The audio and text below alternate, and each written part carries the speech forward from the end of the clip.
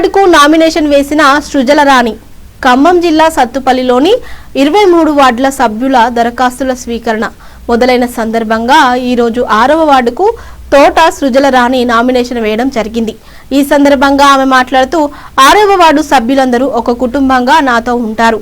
వారికి కావలసిన ప్రతి అవసరాలను నేను తీరుస్తూ ఉంటాను. ఇప్పుడు నేను 6వ వార్డు నెంబర్గా గెలిస్తే ఇల్లు లేని వారికి ఇల్లు వచ్చే విధంగా సహకరిస్తానని, నా వంతు సహాయం చేసేందుకు ముందుంటానని తోట స్థితిలో రాణి అన్నారు. నేను మీ సునీత. ఈరోజు మనం సత్తుపల్లిలో ఉన్నాము.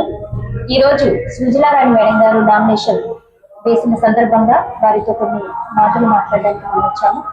మేడం నమస్తే. మేడం నమస్తే మేడం. ఈరోజు మీరు నామినేషన్ వేయడం అనేది జరిగింది. ఈ యొక్క వార్డు నుంచి నామినేషన్ వేయాలనే ఆలోచన ఎందుకు వచ్చింది, ఎలా, దేని గురించి అని అంటారు?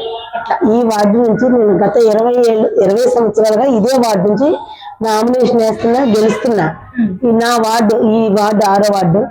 ఈ వార్డు సభ్యులను చూస్తే నా కుటుంబ సభ్యులను చూసినంత ఎంతో ప్రేమ, అనురాగం, ఆప్యాయతలతో ఉంటారు ప్రతి ఒక్కరు. నాకు ఈ వార్డు సభ్యులందరూ మా కుటుంబ సభ్యులే.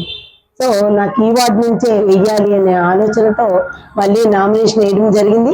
అలాగే నా వార్డు సభ్యులు, ప్రజలు అందరూ కలిపి నన్ను నా వార్డు నుంచే నామినేషన్ వేయమని కోరుకోవడం వల్ల మళ్ళీ దీని నుంచే 4వసారి బరిలో తిరగడం జరిగింది.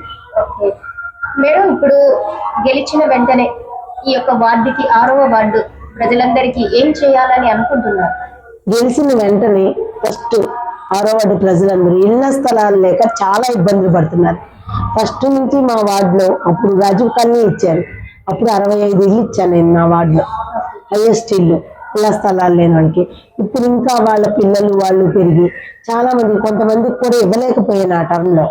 వాళ్ళందరికీ కూడా పిలుపులు చేసి వాళ్ళందరినీ ఒక సొంత ఇంటిలో కూర్చోబెట్టే ఆలోచనతో నేను ఈ ఎలక్షన్కి రావడం జరిగింది.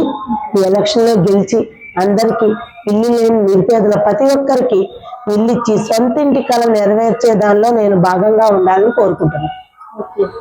అయితే మేడం, మీరు ఎమ్మెల్యే మేడం గారితో పాటు తనతో మీరు ఒక సహచారిగా మీరు ఉంటున్నారనేది అందరూ చూస్తున్నారు.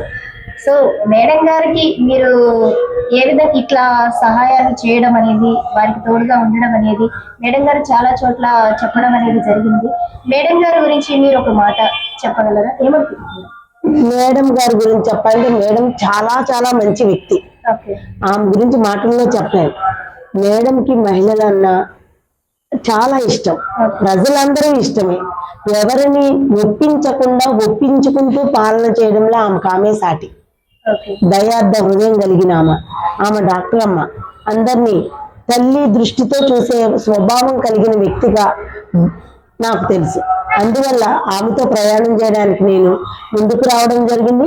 నిరంతరం మేడంతో పాటు చక్కగా అందరితో రాజకీయంగా ఉంటారు, ఫ్రెండ్లీగా ఉంటారు, జోవియల్ గా ఉంటారు. ఆమెలో ఈ గుణాలు ఉన్నాయని చెప్పలేము. అన్నింటా ఆమె ఉన్నారు. అన్నింటా వనిత అన్న దానిలో ఆమె ముందుంటారు. దానికోసమని ఆమె మీద ఇష్టంతోనే ఆమెతో తిరగడం జరుగుతుంది. మేడం, ఇప్పుడు ఉన్న రాజకీయ పరిమాణాలను చూస్తుంటే సత్తుపల్లి మున్సిపాలిటీలో చైర్మన్ పదవికి చాలా మంది పోటీ పడుతున్నారు జనరల్ అవ్వడం వల్ల. దీని పట్ల మీరు ఎలా అనుకుంటున్నారు? చైర్మన్ ఎవరవుతారనేది నెసరీ కాదని నేను అనుకుంటా. ఎవరికి అదృష్టం ఉంటే వాళ్ళకి వస్తుంది, అది కాదు. ఇప్పుడు మన ముందున్న టార్గెట్ 23కి 23 వార్డులు గెలిచి మేడం గారికి ఒక గిఫ్ట్ గా ఇవ్వాలనే ముందంజలో మేము వెళ్తున్నాం. చైర్మన్ అంటారా నెక్స్ట్ అది మేడం గారి దయ ప్లస్ పైన అధిష్టాన వాళ్ళ యొక్క అభిప్రాయం, అలాగే క్యాండిడేట్ యొక్క అదృష్టం మీద ఆధారపడి ఉంటుందని నేను భావిస్తా.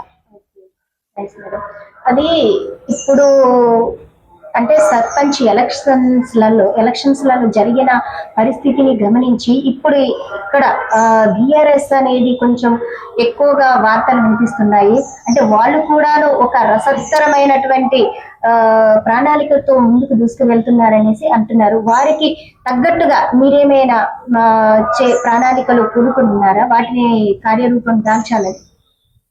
దాల్స్తామమ్మా. ఎందుకంటే అధికార పార్టీలో ఉన్నాం. బిఆర్ఎస్ గెలిచి ఏం చేస్తారు? ప్రజలకు ఏమన్నా చేయాలంటే ఇక్కడ ఉన్నది ఎమ్మెల్యే గారు, కాంగ్రెస్ ఎమ్మెల్యే గారు, మినిస్టర్స్ కాంగ్రెస్, ఆయన అధిష్టానం కాంగ్రెస్, మన రేవంత్ రెడ్డి అన్న ఉన్నారు అందరికి అండగా ఉండగా టిఆర్ఎస్ గెలిచి ఏం చేయగలదు? ప్రజలు విజ్ఞతతో ఆలోచిస్తున్నారు.